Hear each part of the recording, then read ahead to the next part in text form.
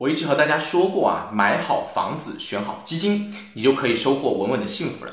但是我们站在了2021年的新的节点之上，似乎又遇到了一些新的麻烦。但是没有关系，我们呢趁假期多花一些时间一起来聊一聊。我相信看完这个视频之后呢，你就可以找到了新的方向了。特别是对未来的楼市。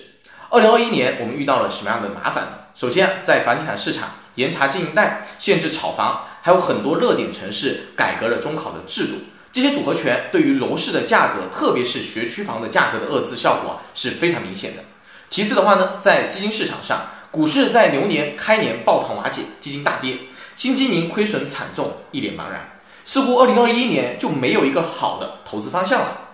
其实不管是房地产还是股市，他们的发展都逐渐从野蛮生长走向了相对成熟的阶段。成熟阶段的市场最显著的特点就是会出现结构化的行情，经常出现所有房子或者所有股票一起猛涨或者猛跌的时代已经过去了。好的房子和好的股票会一样稀缺，抓住的人呢就能一飞冲天，好比如抱团龙头和学区房。所以这就特别考验投资人的专业能力了。因此提升自身的财商以及专业的能力是迫在眉睫的事儿。当然关注智享财经，我会持续给大家带来理财的干货，还可以关注智享财经的同名公众号，我会送大家一份免费的理财笔记，帮助大家构建一个科学的理财思维。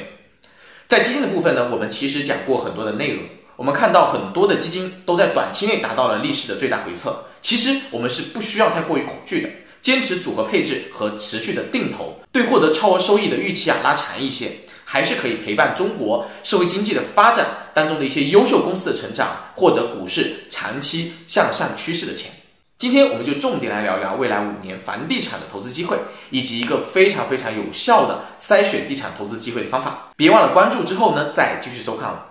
首先，很多人最质疑的是，各种调控之下，房地产这个行业还有投资价值吗？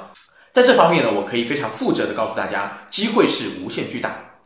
大家看看美国，就算城镇化进程已经完成，房地产投资依旧是一个巨大的市场。新房建设放缓之后呢，还有旧房改造、房屋租赁、二手房交易等等的投资机会。很多人熟知的铁狮门、黑石、KKR、凯雷这些全球的顶级基金公司和投资集团都有规模庞大的地产基金。而在中国，在2020年疫情冲击之下，中国房地产市场反而创下了销售总额和销售面积双超过17万亿的历史记录。所以这个市场需求足够巨大，新增的需求也还是非常强劲的。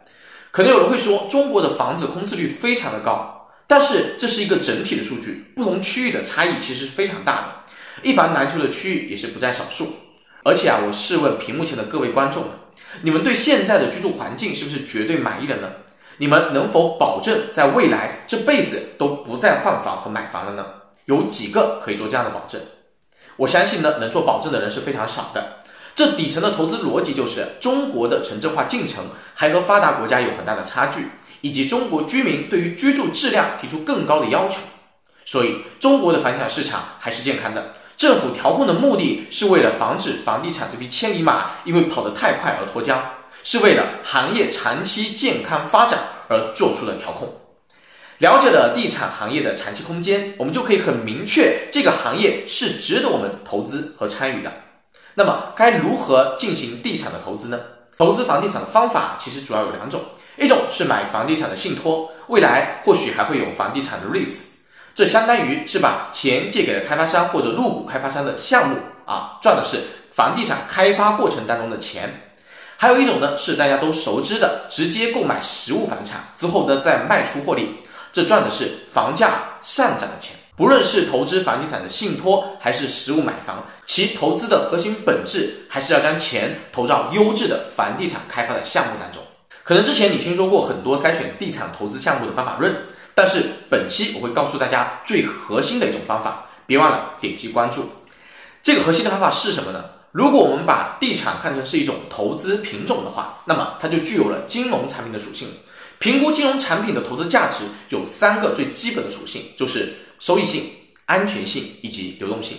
而作为一个好的地产投资项目，我最关注的是它的流动性。一个流动性好的房地产项目，安全性一定不会太差，收益性或许不是最高的，但也会有一定的保障。什么是地产项目的流动性？说的简单一点啊，就是你所投资的项目，房子不仅要卖得掉，还要卖得快。那么什么样的房子才能卖得好，还能卖得快呢？接下来呢，我从筛选城市、筛选开发商以及筛选项目3个维度，和大家一起来聊一聊如何选择一个流动性好的地产投资项目。我相信呢，会对大家投资地产信托以及未来投资地产的 REITs 以及自己买房啊，都会有一定的帮助。首先，我们先来看看如何筛选城市和区域。在这里呢，我们一定要先看人口。一个成交量活跃的地区有一个最基本的要求啊，就是外来人口能够持续的流入。比如我国的几个核心的城市群，像长三角、粤港澳、京津冀，以及海西城市群、长江中游、中原城市群、成渝都市圈等等，这些地方呢都有持续的人口流入，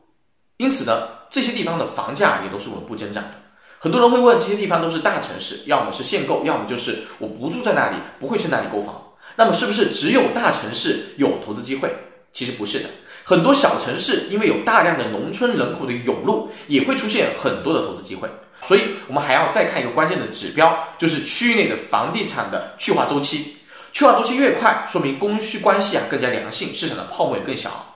而且即便是在同一个城市内，不同区的去化速度其实都会有明显的不同。这个数据非常关键。很多时候你看到一个不起眼的县城的房价非常的高，为什么？很有可能是因为大量的农村学校因为生源不足，集中到了县城上学，推动了县城人口的迁移和县城内学区房价格的上涨。接下来我们再来看它如何筛选开发商。